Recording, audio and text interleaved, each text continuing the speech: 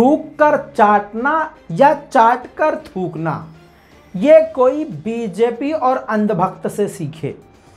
जी हाँ दोस्तों, आपको याद होगा अभी कुछ वक्त पहले जब तालिबान सरकार बन रही थी तो आतंकवादी आतंकवादी आतंकवादी कहा जा रहा था, शोर मचाया जा रहा था, आतंकियों की सरकार। बीजेपी सरकार ने किसी भी तरह से सपोर्ट नहीं किया, बातचीत नहीं किया, बातचीत तक ही नहीं कर रहे थे, बात ही नहीं कर रहे थे तालिबान से। बिल्कुल मुंह फेर लिया था कि नहीं कि हम आतंकवादियों की सरकार से बात नहीं करेंगे, हम आतंकियों से बात नहीं करेंगे। सरकार का ये रवैया था, बीजेपी पार्टी का ये रवैया था। सोशल मीडिया पे भारतीय मुसलमानों को तालिबान से जोड़कर आतंकी बताया जा रहा था, ये लगातार काम किया जा रहा था। इन सब के बीच में अब खबर आपको जो बताने वाला हूं वो बिल्कुल अलग है। भाई साहब, खबर ये है कि तालिबान की सरकार से मोदी सरकार ने बात भी कर ली है और अब अफगानिस्तान में जाकर जांच पड़ताल करके तालिबान की सरकार के बीचों बीच भारत ने अपनी एम्बेसी को भी खोल लिया है।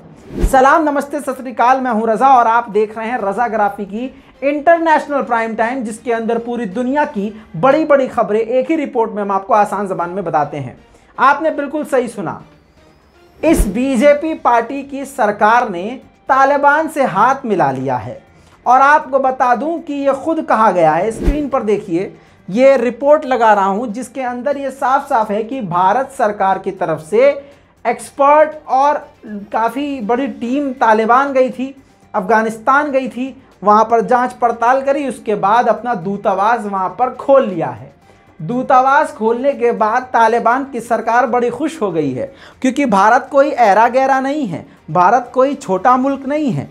भारत ने जैसे ही अपना वहाँ पर दूतावास खोला, तालिबान के प्रवक्ता और तालिबान के लीडरान ने भारत की तारीफ़ों के पुल बांध दिए और तालिबान मेहरबान सा हो गया भारत पर और कहा कि हम ये वादा करते हैं कि भारत के दूतावास की सुरक्षा हम करेंगे, और पूरी सुरक्षा वही कर रहे हैं। अब आप देखिए और हिंदुत्व के ठेकेदारों से पूछिए, क्या हुआ बाबूजी, हिंदुत्व वाले देश के एम्बेसी की सुरक्षा मुल्ले कर रहे हैं। मुल्लों के भरोसे मोदी सरकार ने एम्बेसी खोल दी है वहाँ, लेकिन इस पर अब कोई कुछ नहीं बोलेगा। लेकिन आप मानो या मत मानो, इसी को थूक कर चाटना कहा जाता है। दूसरी तरफ आपको बता दूं, तालिबान के प्रवक्ता ने ज़बरदस्त तरीके से मोदी सरकार की यानी भारत की जमकर तारीफ करी है और कहा है कि भारत हमारे लिए काफ़ी इम्पोर्टेंट है। भारत ने अपनी एम्बेसी खोल ली है तो अब दूसरे देशों को भी खोलनी चाहिए। जब भारत को हम पर भरोसा है तो दूसरों को भी भरोसा करना चाहिए। सवाल मेरा ये है कि क्या शांति से चुपके से मोदी जी ने तालिबान की सरकार को मान्यता दे दी है क्या? अगर मान्यता नहीं दी है तो अपनी एम्बेसी को तालिबान के सरकार के बीचों बीच क्यों खोल लिया? वहीं पर तालिबान ने फिर से सारी दुनिया से मदद मांगी है। कहा है कि इस भूकंप में जो लगातार 3 दिन आए हैं, इसमें 10,000 घर तबाह हो गए हैं और लाखों लोग बेघर हो गए हैं, जिसकी वजह से हमारी सरकार और ज़्यादा परेशान है। दुनिया हमारी मदद को आगे आए। बता दूं कि भारत ने और भी सारी मदद तालिबान को भेजी है और पाकिस्तान के समेत ईरान ने भी दोबारा से मदद अफगानिस्तान को पहुंचा दी है।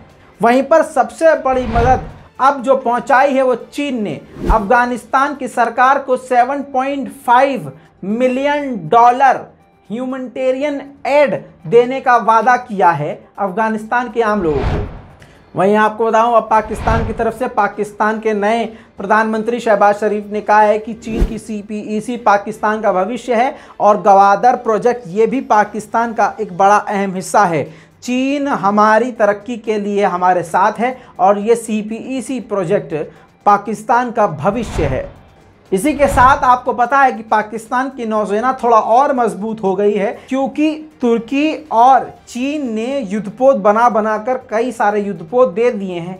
एडा क्लास का युद्धपोत तुर्की ने दे दिया है और एडवांस युद्धपोत उससे भी खतरनाक चीन ने दे दिया है। अब पाकिस्तान की नौसेना मजबूत हो गई है। शहबाज शरीफ ने कहा है कि हमारी खामोशी को हमारी कमज़ोरी ना समझे।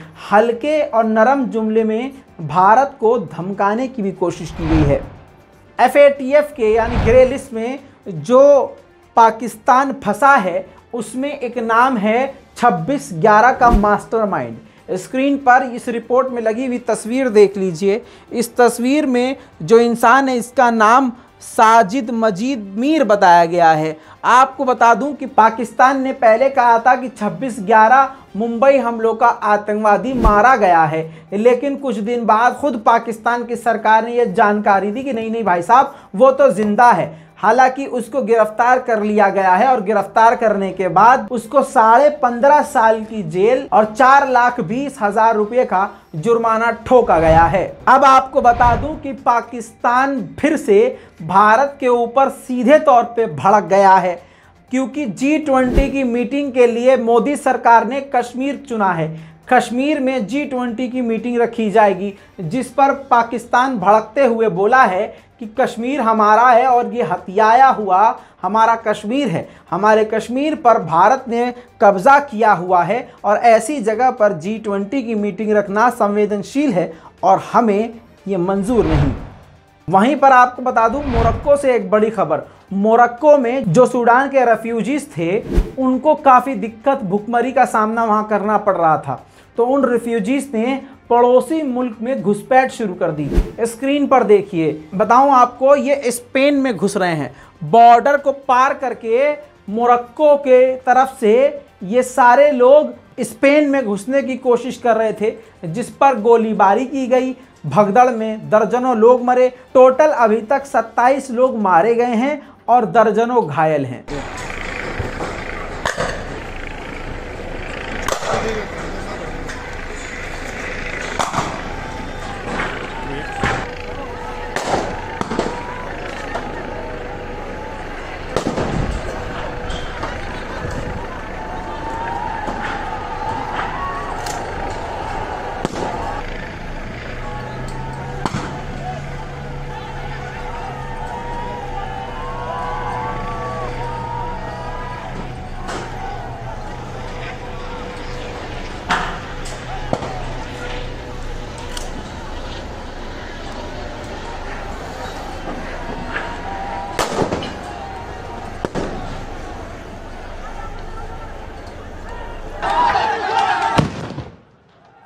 الله يظهر وين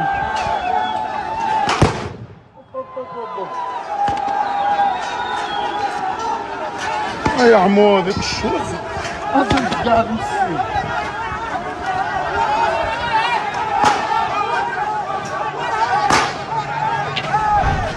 वहीं पर एक छोटी लेकिन मोटी खबर आपको बता दूं, अफगानिस्तान के 15 कैदियों को अमेरिका ने जो कैद किया हुआ था उनको रिहा कर दिया है।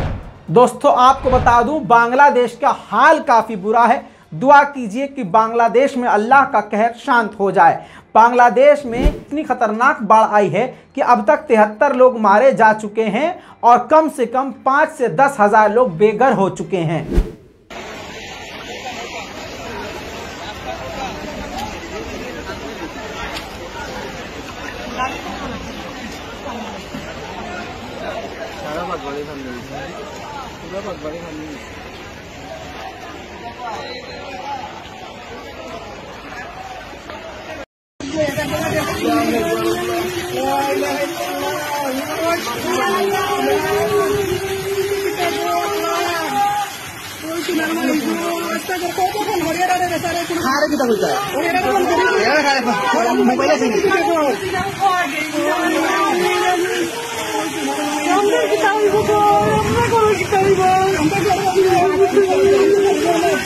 बुद्धू जाफा तो आजकल चलाओ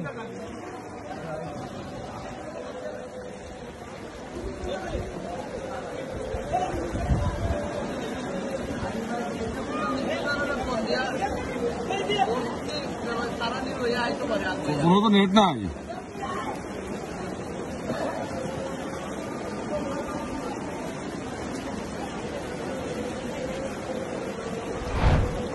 बांग्लादेश की ये बाढ़ देखी, लेकिन आसाम में भी बाढ़ है। बांग्लादेश और आसाम की बाढ़ को देखते हुए यूरोपीय यूनियन ने $2 मिलियन से ज़्यादा डोनेशन दोनों देशों को बराबर तौर से बांटने का ऐलान कर दिया है।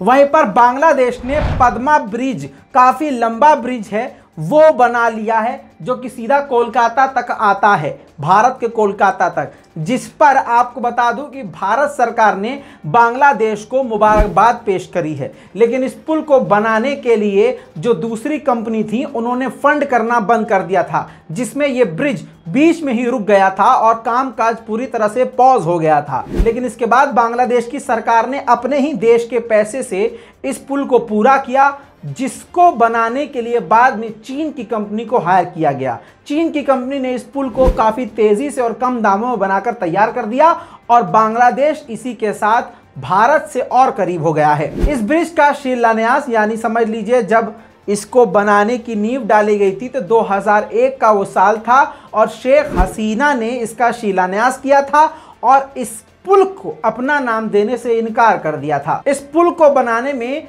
$3 अरब 60 करोड़ खर्च हुए हैं। अब नॉर्थ कोरिया अमेरिका पर एक बार फिर से भड़क गया है और कहा है कि हमारे इलाके के आसपास जिस प्रकार से अमेरिका अपने आप को एक्टिव कर रहा है और हथियार तैनात कर रहा है, यह हमें भड़काने का काम कर रहा है। लेकिन अमेरिका ये समझ ले कि हम कमज़ोर नहीं हैं। अब आपको बता दूं कि सारी दुनिया में फसाद किसका है। सारी दुनिया में फसाद अगर किसी का है तो वो अमेरिका का है। किसी भी देश में अगर गरीबी है, बेरोजगारी है, परेशानी है तो उसमें अमेरिका की पाबंदियों की ही वजह नज़र आती है। सीरिया इस वक्त दुनिया में सबसे बुरे हालात में है। आपको बताऊं कि अब अमेरिका ने साफ साफ कह दिया है कि जब तक बशर अल असद वहां पर सरकार में है, हम किसी भी तरह से वहां पर बशर अल असद को सपोर्ट नहीं करेंगे और तो और हम किसी भी तरह से पाबंदी हम नहीं हटाएंगे सीरिया से, और तो और हम उस पर नज़र रखेंगे। दूसरी बात आप ये समझ लीजिए कि मतलब इसका ये है कि एक अलग देश है, उसका आंतरिक, जैसा हमारे देश का आंतरिक मैटर होता है, वहाँ आंतरिक मैटर नहीं है, अमेरिका का सीधा इन्वॉल्वमेंट है। इसी वजह से, अमेरिका की वजह से ही आज सीरिया पूरी तरह से मैदान जंग बना हुआ है। दोस्तों, आप जानते हैं ताइवान और चीन का भी मुद्दा चल रहा है, जिसमें अब दुनिया दो पक्षों में बट रही है। अब जो भी ताइवान को अलग मुल्क कह रहा है, चीन उस पर आक्रामक हो रहा है। इसी में फ्रांस ने ताइवान को चीन का हिस्सा नहीं माना है और ताइवान को अलग आज़ाद देश करार दिया है, जिस पर चीन भड़क गया है और पूरी तरह से फ्रांस के खिलाफ एक्शन भी लेने के लिए धमकी दे रहा है। रूस की मीडिया में ये खबर आ चुकी है और इंटरनेशनल मीडिया में अब ये नया मुद्दा शुरू हो चुका है। साथ में चीन ने यह भी कह दिया है कि अमेरिका ने दो जंग एक साथ शुरू करी है। एक तो यूरोप में शुरू की हुई है, यानी वही यूक्रेन और रशिया, और यहाँ पर एशिया में भी शुरू कर दी है। दोस्तों, इस पूरी रिपोर्ट पर आपकी राय क्या है? अपनी राय कमेंट में जरूर लिखिए, रिपोर्ट को शेयर कीजिए। मैं हूं रजा और आप देख रहे हैं रजा ग्राफिक। जय हिंद।